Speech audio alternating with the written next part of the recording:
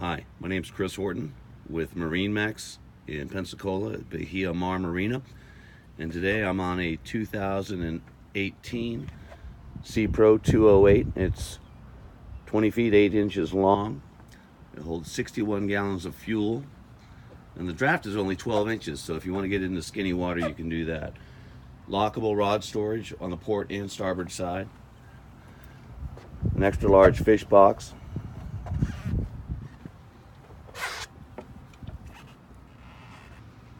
This is a very dry ride as well. There's your leaning post. Has a Polk audio system, Bluetooth with 4 speakers,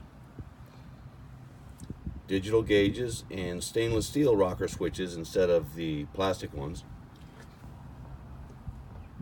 Helm pad. Dual live wells at the stern.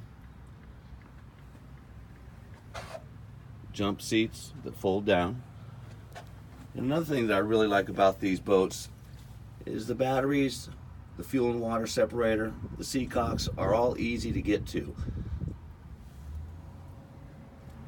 If you have any questions, you can reach us at 850-477-1112.